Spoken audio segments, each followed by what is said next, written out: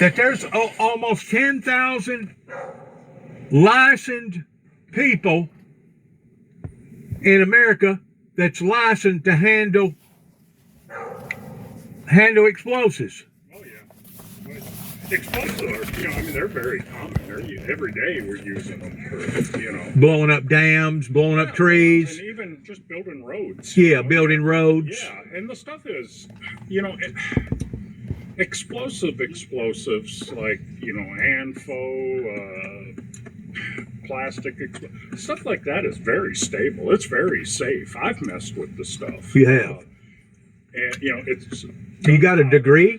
Hmm? You got a degree? No, I was at one time I was a certified pyrotechnician. I did big fireworks shows. Did you? But I was on the fire department too, so I've worked with stuff. I was a lieutenant.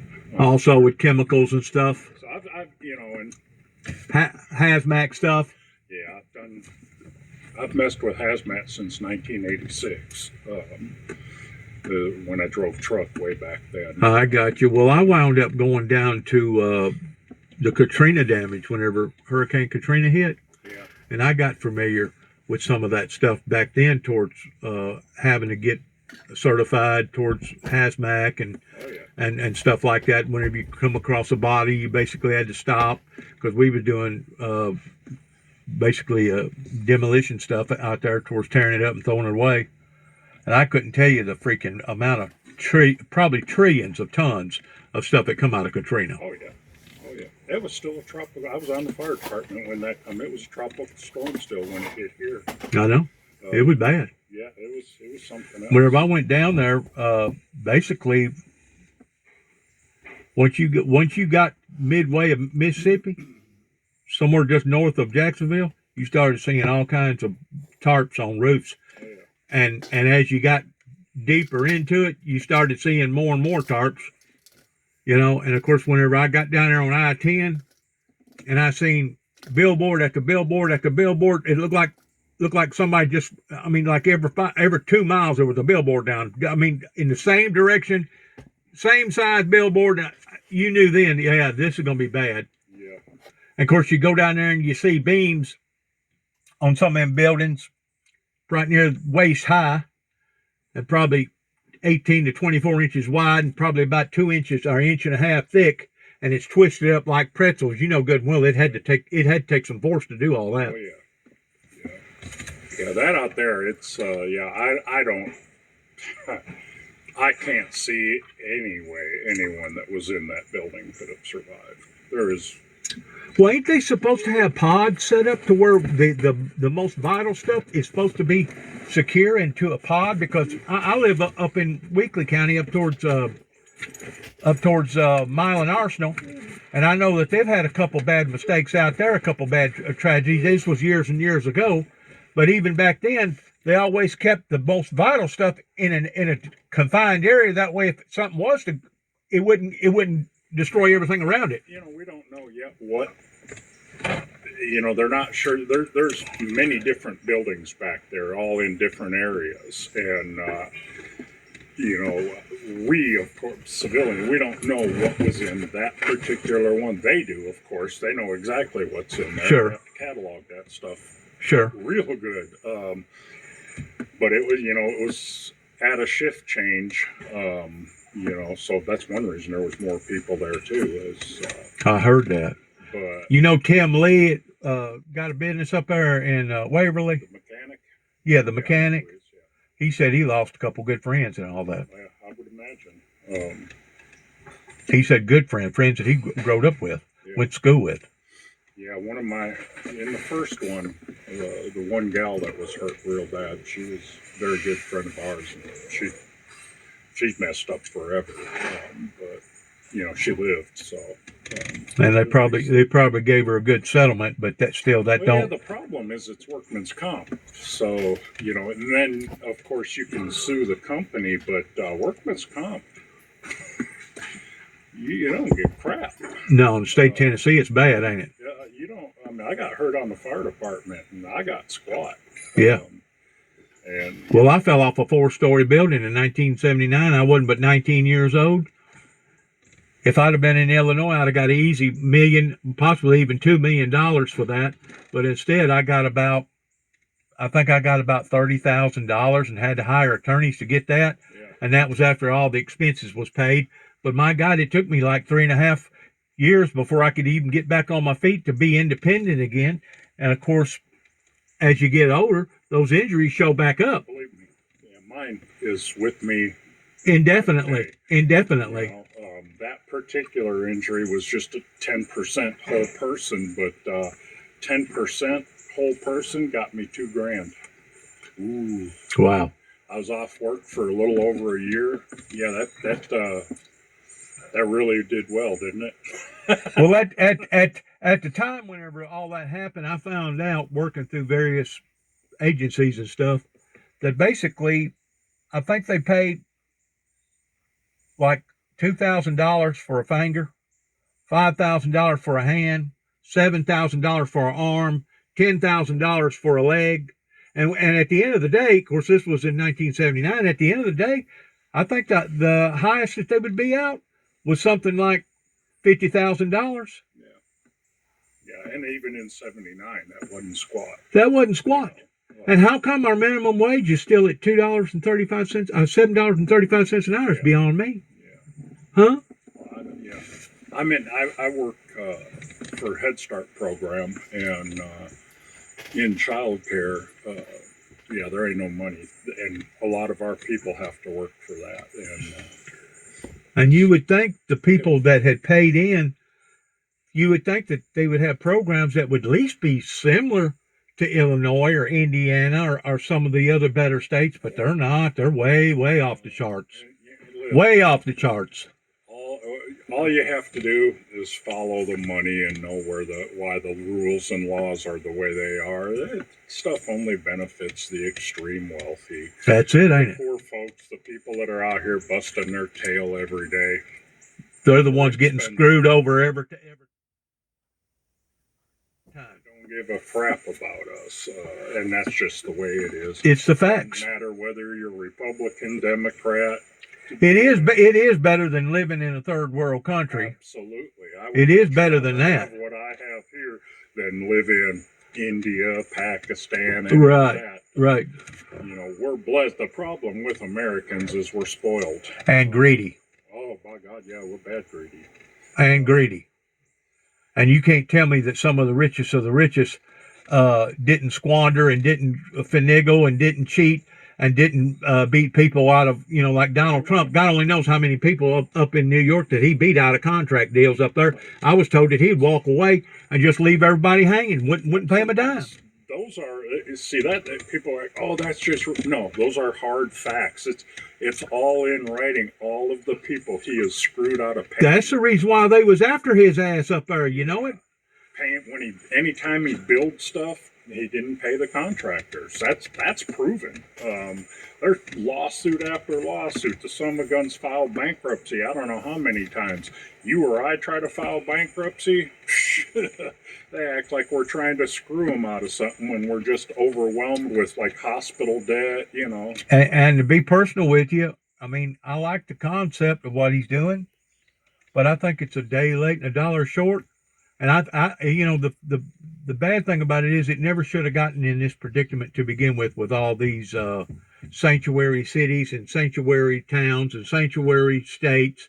I mean, that in and of itself is contrary to our laws. Yeah, I think. You know what I'm saying? We need to follow law from head to toe. Regardless of who you are or where you are. I'm like 50% Native American, so if we want to talk about immigration, I wish all the damn white people would leave. I hear you. I got Cherokee in me. What do you got? Chippewa, Ojibwe, Chippewa. My stepdad was 100% Cherokee. He was. Mm-hmm. Up in East Tennessee, North Carolina, or where? He lived in Oklahoma. Okay. Is that where you're from? No, I'm from Minnesota. Cherokee. I'm sorry. The Chippewa, Ojibwe, all of that. Up in Minnesota. Mm-hmm. That's where I'm originally from. On the north end of the Mississippi. Yep. Boy, y'all had some bad winters up there, didn't you? Yeah, I enjoyed it though. I was young then. Is that where you were born at up there? Oh yeah. Went to school up there? Yeah, I left there in '86. I see. Yeah.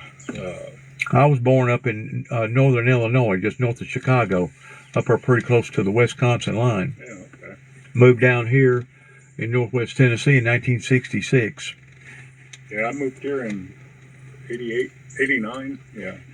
I lived in California for a couple of years. That's where my daughter was born. And, back in the mid '80s, the gangs in California, the Bloods, it was so dang dangerous. And I was like, I am not raising my daughter in this crap. So my mom lived here in New Johnsonville. So we moved here. You done well, didn't you? Yeah. You raised your daughter up in a peaceful, safe environment, and I'm pretty sure she's probably done already spread her wings and probably got you a grandson or granddaughter or two. I've got two of them. One that's fixing, her birthday is in a few days. She'll be 2 years old. The other one is 7. My daughter, she's 37, so she didn't. You're blessed. You're later, blessed. But, You're blessed because you made that move. You got out of that area, out of that environment. Ain't no telling what would have happened living there. Ain't no telling. I mean, I mean, The place was a dump. Oh, what are you talking visit about? California to save my life. Well, I was going. Now I wanted to go down there at San Diego. I was going to go there for a work conference. The biggest reason I wanted to go there was so I could go get on the Midway, USS Midway, and tour it. Yeah. My old stepdad served on the Midway, so really? I wanted to go and tour it. So you got some patriotism in you. Hmm? You got some patriotism in you. Oh yeah. All my family has served. Really? I wasn't able to, but I was on the fire department for 12 years. I did my service to my local community here, but gotcha. My brother was in the Air Force. He worked on the A-10s for 12, 13 years. Yeah. Something like that. He was in Desert Storm back in '91. What do you think about that Desert Storm and Desert Shield? What do you think about all that? Well, the first one they stopped too soon. The second time, listen, I'm all about when the president gives a command, following orders, and supporting the troops. Whether or not I agree with the president, that's different, but you still... Don't you think that had a lot to do with 9/11?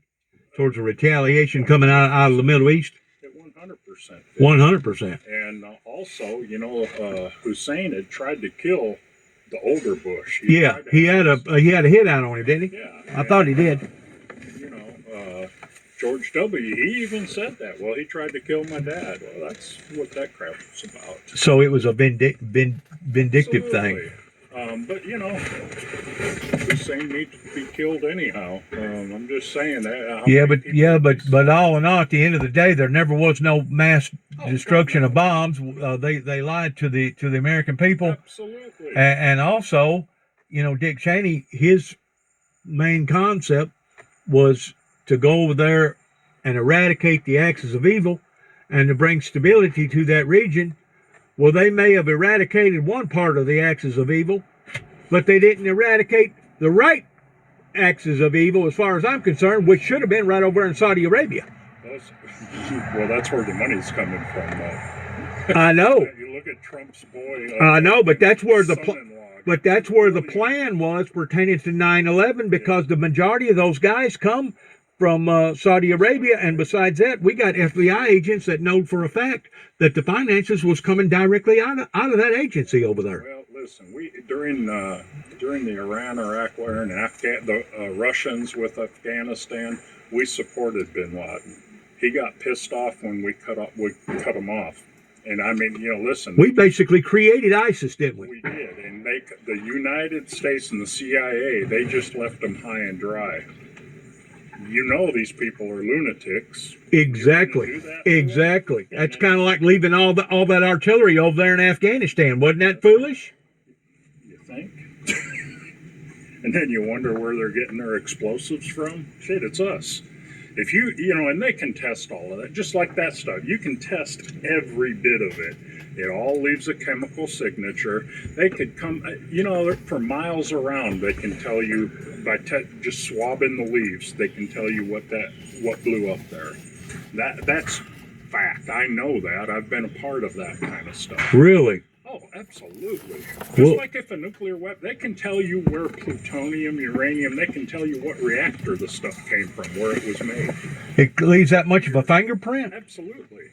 Absolutely. Everything does. So tell me what you think about the Oklahoma bombing. Well, that was ANFO. That was who? ANFO. It was fuel fertilizer. You take fertilizer, ammonium nitrate. Yeah. You mix it with diesel fuel. Right. There you go. But you think that was all it was? As far as the explosives, absolutely. No. Absolutely. No. That stuff is crazy powerful. That was part of it. That was explosion number one. Oh, well, I don't know about any of the other stuff. I know the ANFO. I have used ANFO. Right. I know how strong that stuff is. Yeah. Yeah. And anyone can make it. Well, I went down there and I investigated them. I asked too many questions. And because of it, they got real paranoid. And the next thing you know, I'm in handcuffs. I never was arrested, but I stayed in the back of the cop car while basically they shut the whole corridor down, the whole town down there, brick town down there. And there was freaking blue lights everywhere, helicopters coming in and out, two 18-wheelers come in with robots and wound up planting a bomb in the back end of my truck and exploding it because it had a camper shell on it, and it destroyed the camper shell, and then put me all over national news like I was some kind of would be another Timothy McVeigh or Nichols. And the thing about it is, I pegged it right because they did not tell the whole truth about all of it. They only told part of it. The fact of the matter is there was something inside that building that exploded that caused that building to rupture from the inside out because all the debris went back towards the Ryder truck, which is theoretically impossible. Yeah. Now, they're starting to change their story by saying that it was possibly an inside job. But I go a bit deeper than that. McVeigh is I'm going to tell you. He was a lunatic. 100%. But then again, you got to also look at the primary purpose of why he done what he done was in retaliation to what the ATF and the FBI done down there in Mount Carmel, Waco, whenever they basically framed them people and set them up towards teaching them how to make assault rifles and turning them into semi-assault rifles. And then they turn around and got a warrant for a tax invasion, Internal Revenue, because he's supposed to pay a certain tax on an automatic rifle versus semi. And $200. And basically that's the reason why they went in there and busted them. The thing about it is the investigator, or not the investigator, but the supervisor that was holding that project, he knew that their plans had been spoiled towards a raid, and that's the whole purpose of a raid is the element of surprise. And whenever the element of surprise gets spoiled, you're supposed to back off, and they didn't. Yeah. That's the reason why whenever they brought them helicopters in there, lead got to flying. Yeah, they got into a pissing contest on that one. Boy, they did, didn't they? McVeigh, I don't care. McVeigh was a loser. Any kind of extremist, I don't care if you're right, left, any religious extremist. I know. That you just, you know. And of course, we got methods and proper ways of handling things in the United States, and that's what separates us from a third world country versus a civilized nation. Yeah, you watch. It's not going to be that way for long, I don't think. You don't think so? Yeah. You think we could be looking at some bad times? Absolutely. Especially if you live in the city, huh? Yeah, I wouldn't live in a city to say. But have you ever thought about this? That if it gets too bad in the cities, then the country people are going to have to worry about all them people that's in the cities coming down here? It's all right. You ain't coming on my place. I heard that. Man, I like your flag hanging up. Yeah, you this whole, I'm going to tell you, this whole holler, we all look out for each other. Good. You come up on here, you're going to get lead poisoning. That's Good. just a guarantee. Good. I'll bet you on this road, hell, we probably got, $250,000 worth of guns and artillery. Just in ammo, I'll bet you there's 500,000 rounds of ammo on this road. Good. Just because, one, everybody hunts along here. Well, that's probably the only reason why we hadn't actually been invaded by China or some other country is because they know that if they come in on us, the vast majority of the citizens are heavily armed. Oh, yeah. Oh yeah, The absolutely. NRA. That's the only thing that's really kept us from being Invade this, assaulted. guerrilla warfare is going to be just horrible. The attrition from that, you can't survive it. That's, and the Soviets found that out in Afghanistan. Right. Fighting the Afghans. Right. We found it out in Afghanistan. Yes, we did. Yes, you we did. Can't fight that stuff. The same. Besides that, it would be the same difference if they come over here and attacked us. I guarantee you, within a 5-mile radius, you probably know every little gully, every little crack, every little low place, every little high place. You probably done already looked at this and looked at that, and you know where the best place to hide out at if something like that was to happen. So we know the terrain. We know the terrain, and that's the whole game plan. You go over there, they know their terrain. You know. Absolutely. Yeah, you're not. And also, like China, they may have the largest army in the world, but they have no way of projecting it. They imagine the field day our Navy and Air Force and everything else would have if China loaded up a bunch of people on ships to try to bring their troops here to actually invade us. They would a real military invasion. Yeah, like Pearl Harbor. Yeah, it would be. I mean, our Navy and Air Force would they'd be slaughtered. Those ships couldn't get here. That's the problem with China. They can project around them, but they can't come over the ocean to here without exposing themselves. And then once you're on the troop ships, I wouldn't want to be around. Getting back to this situation over here, is there a Richter scale in different areas around here? I'm sure there is. I'm sure there's something around it. I wonder what it registered. It was probably pretty good because they felt it. It shook stuff like 11 miles away. I know in Franklin they heard it and felt it. Loboville. Yeah, I heard Loboville really felt it. Yeah. And Tim Lee, you know Tim Lee? Mm-hmm. The guy up there, the mechanic? Yeah. He said that he heard it. Oh, yeah. He didn't feel it, but he heard it. Yeah. And he knowed whenever he heard it that didn't sound right. Yeah. That didn't sound normal. No, and if you've ever been, around a real explosion, you knew exactly what it was. So if you've ever heard anything like it's not like on the movies, you feel that impact, that concussion. Yeah, and we do all the time. They have a test range over there sure. as well. So we're always hearing and feeling small ones. Small ones. That's the same way down there at Milan Arsenal. Yeah. Milan Arsenal, same way. And I think there's a place down there below Jackson, too, because I worked at Jackson, Tennessee for a while that was constantly having stuff blowing up down there in South Jackson. Yeah, I feel for those folks, and they're, again, small community here. We just seem to have bad luck in this area, Well, basically, the only thing they was handling, though, was TNT, right? Pardon? Basically, the only thing they was handling over here was TNT. Oh, no, they make a lot of different stuff. Oh, they do? Oh, yeah. It wasn't just gunpowder? Oh, no, they make a lot of different things there. Many different things, yeah. But it ain't the real hot stuff, right? Oh, yeah, they do. They make military things there. Military grade stuff? Absolutely. Mm-hmm. Yeah, they make for military, for the Defense Department, they make it stuff for commercial stuff. They make a lot of. So they got contracts with the Army then? Oh, absolutely. They make a lot of things over there. Mm-hmm. I bet it's probably shut down right now. We'll go over there. I wonder if they got any kind of a. It's closed. You can't go over there. I wonder if they is setting up any kind of a memorial site for those folks. Sure. It's just too soon. But I'm sure there's something set up. They won't let you get close. It's closed. If you come in from the interstate, it's closed right there. You can't go north. Can't go. And I'm not even going to bother trying to go. I have to go that way today. I have a thing at noon, but I'll just go through Waverly to get to Dixon because there ain't, I know that.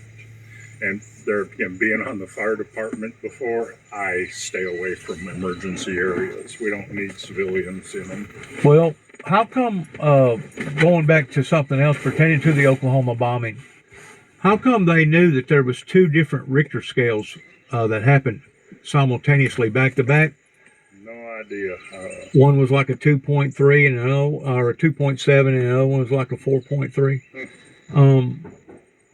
How come they didn't expose that at first to the general public? No idea.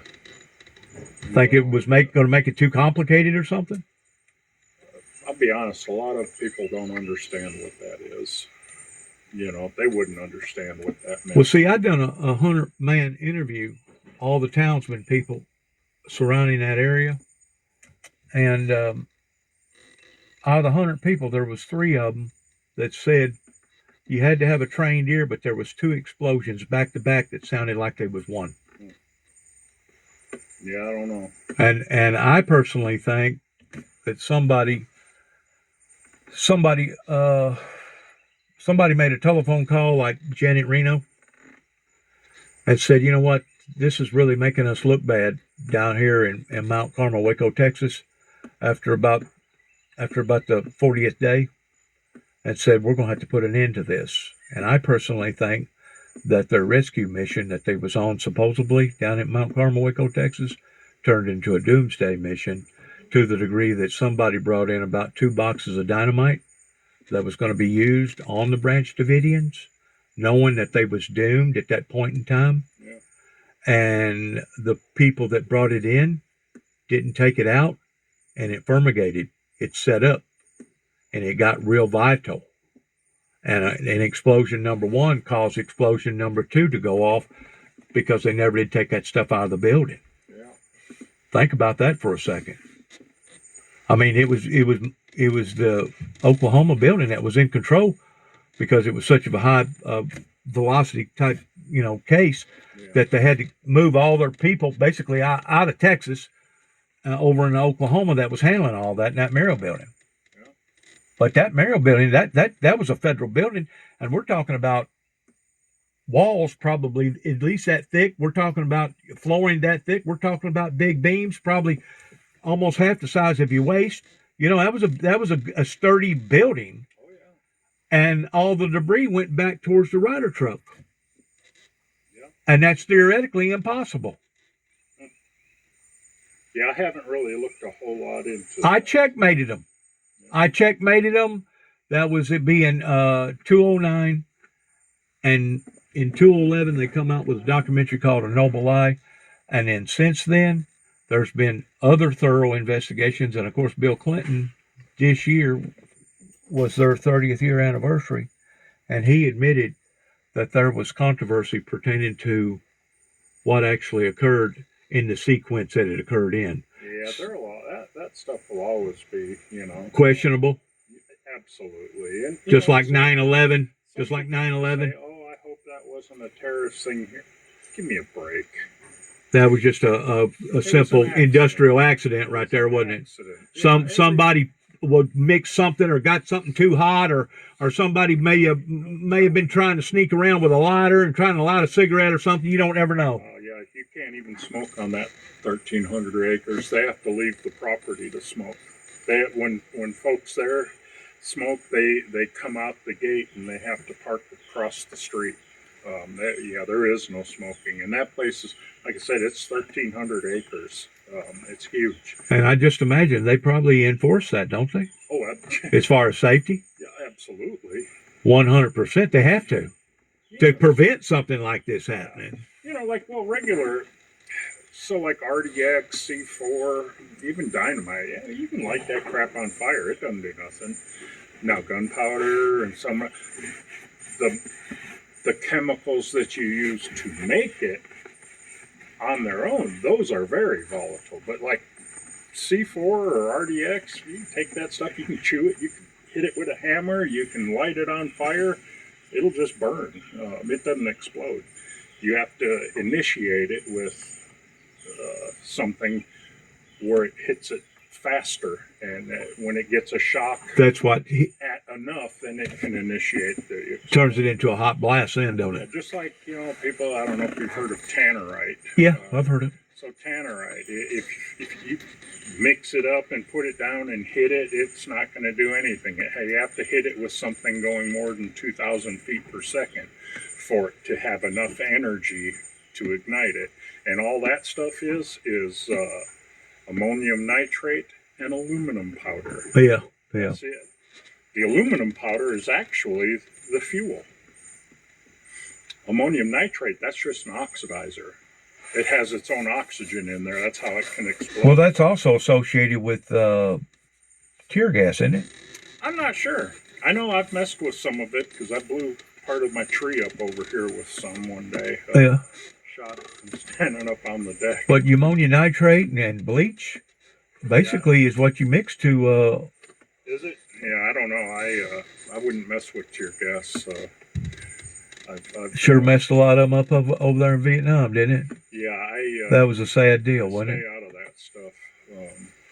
Well, that's getting into your biological, chemical warfare stuff. That's kind of like COVID. They claim that there's another one sneaking around the corner right now. Yeah, probably. Man will do good enough, and we're going to eliminate ourselves. We're going to eliminate ourselves eventually, ain't we? Yeah, there won't be any. Either out of stupidity or intentional, pretending to a madman. I've always wondered about that freaking guy over there at North Korea, that Kim Jong-un. I've always thought that guy was itching towards wanting to start Armageddon. Yeah, there again, his problem is he can't project anything. They can have nuclear weapons, they just can't get them anywhere. Exactly. The problem is he launches one and hits like Japan or South Korea. We have treaties with them. We are involved. That could start something. But as far as them having a supersonic bomb like Russia or us, that'll go like 7 times faster than the speed of sound, they don't have nothing like that, do they? No. We saw what their troops are like when he made a deal with Putin and sent them over there to Russia to fight the Ukrainians. Exactly. The Ukrainians slaughtered them.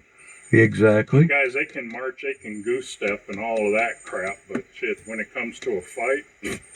Hey, they misjudged the Ukrainian people, didn't they? Damn right they did. They misjudged them people, didn't they? Listen, this shows you that throughout our lifetime, because I'm 60, so throughout I'm 64. My lifetime, we were trained and told to fear and hate the Soviets. Oh, they have so much they can kill us. Their weapons are so good. Yeah. We have found out in Desert Storm, Desert Shield, Iraqi Freedom, the Ukrainians, we found out just what their weapon systems are like. They're junk. Primitive, really. They're scrap.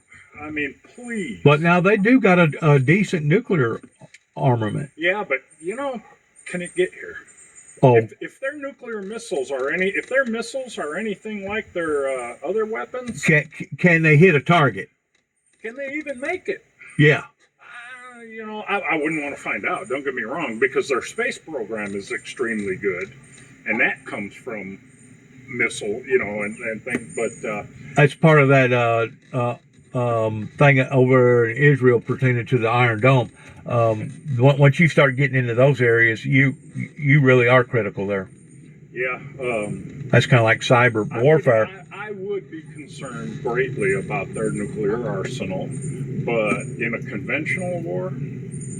But that's kind of like cyber war. You're getting off into areas there that you can really cripple some people real quick. You could shut down the United States of America with a computer. You sure can. You cut the power off here. What do you think? Go to New York City.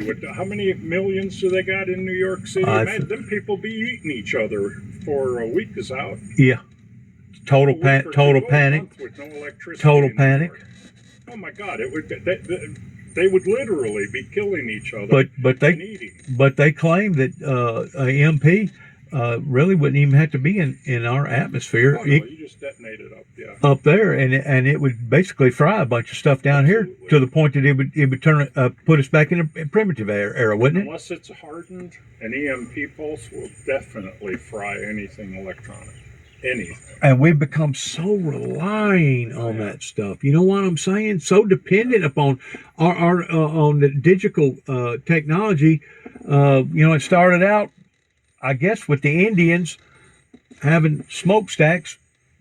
1 puff meant this and 2 puffs meant that.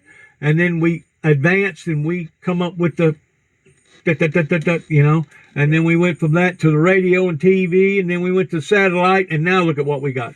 Yeah, my generation, we could go back to and survive without all that shit. You know, it's folks. You know, it's amazing. You know, it's amazing. It talks about in the Bible that the beast will rise out of the sea, and if you get to looking at those big freaking cables that they put hundreds and thousands of miles down in the bottom part of those oceans, which is basically the internet. Basically the main vein to the internet. People think that the internet's got everything to do with up there. No. That's just a transformer up there. The main thing is what they got down here, and it is rising. You can see that system rising pertaining to the digital era, and it's just a matter of time, I think, before we're going to have digital money, digital currency. We're near the end times, anyways, in my opinion, and I'm ready. I don't care. I've lived my life. Look, you live a pretty good life. You got a pretty good side boat. Well, what, you got a pontoon boat? Yeah, it's pontoon. I keep it down at the marina. Yeah.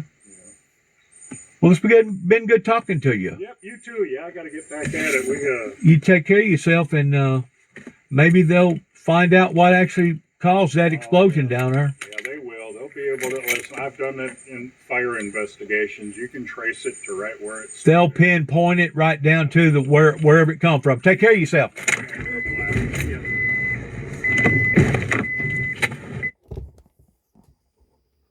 That was a conversation that I had with an interview, a guy that lived probably, I'm going to say probably about 10 miles from ground zero. And it startled them because they know what to listen for whenever something like that occurred, if it ever did occur. And sadly, it did occur. Sadly, it occurred. Good luck to all of us. God bless America. God bless our troops. And God bless our endeavors towards which way we go from this moment on. Because it's one thing to talk about the elegance of peace, and it's another thing to actually act upon to it. And as far as I'm concerned, a great deal of people have put us where we are today in jeopardy pertaining to our finances, pertaining to our health, pertaining to our safety, pertaining to all the gun violence, pertaining to all the suicides and the overdoses. It's really sad that it's basically going to take something like this to awaken the sleeping giant. God bless and shalom.